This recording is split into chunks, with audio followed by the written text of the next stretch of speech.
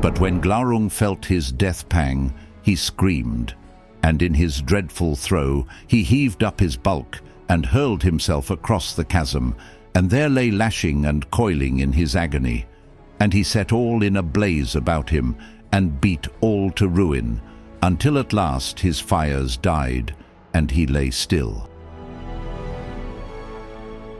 Glaurung, the first and mightiest of the dragons of Middle-earth, stands as a creature of immense power and malevolence. Dubbed the Father of Dragons, Glaurung is a central figure in the tales of Middle-earth's first age, particularly in the stories of the Silmarillion and the Children of Húrin. His cunning, destructive force, and psychological manipulation shaped the destinies of several key characters and had far-reaching effects on the history of Middle-earth. Glaurung was created by Morgoth, the first Dark Lord and the most powerful of the Valar who turned to evil. Morgoth sought to create servants that could match the might of the Valar and the elves.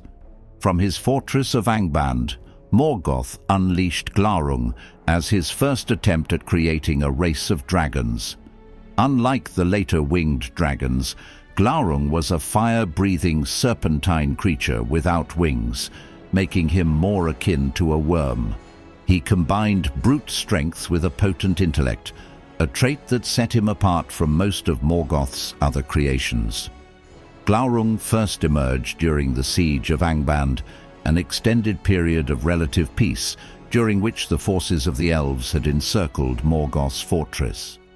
Roughly 260 years into the First Age, Glaurung broke through the siege, leading a small army of orcs. However, his premature attack proved ill-fated.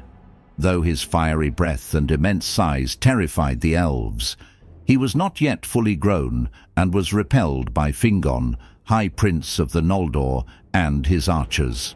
Humiliated, Glaurung retreated to Angband, and Morgoth withheld him from battle for several centuries to allow him to grow into his full power. Glaurung's next major appearance occurred during the Dagor Bragolach, the Battle of Sudden Flame. In this catastrophic conflict, Morgoth launched a fiery assault to break the siege of Angband. Now fully matured, Glaurung wreaked havoc on the elves and their allies, setting entire regions ablaze with his fiery breath. His sheer might and destruction played a key role in Morgoth's forces overwhelming the free peoples of Middle-earth. Glaurung's actions during this battle marked him as one of Morgoth's most valuable assets. Glaurung's most infamous deeds are tied to the tragic story of Túrin Turambar, a mortal man cursed by Morgoth. Glaurung became a central figure in this tale, showcasing his intelligence and capacity for psychological manipulation. Years after the Battle of Sudden Flame, Glaurung led an assault on the elven stronghold of Nargothrond. He destroyed the city and enslaved its inhabitants, marking another major victory for Morgoth. When Túrin arrived at Nargothrond to challenge him, Glaurung used his potent abilities to manipulate the minds of others. He bewitched Túrin with his gaze, rendering him motionless, and taunted him with lies.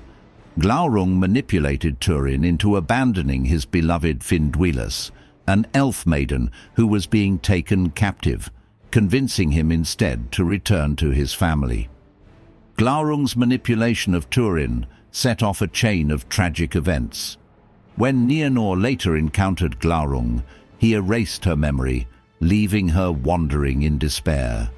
This act ultimately led to the siblings unwittingly falling in love and marrying, a cruel twist orchestrated by Glaurung to further torment Túrin. In their final confrontation, Túrin killed Glaurung by driving his black sword, Gurthang, into the dragon's belly. However, with his dying breath, Glaurung revealed the truth about Nienor's identity, driving Túrin to despair and eventual suicide. Even in death, Glaurung's actions had devastating consequences, cementing his reputation as one of the most malevolent beings in Middle-earth. Glaurung's death did not end the menace of Morgoth's dragons. As the father of dragons, Glaurung was the progenitor of later dragons, including Ankalagon the Black, the greatest of the winged dragons.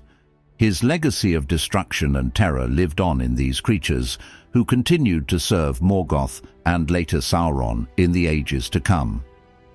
Glaurung also left an indelible mark on Middle-earth's history through the tales of Túrin Turambar and the fall of Nargothrond.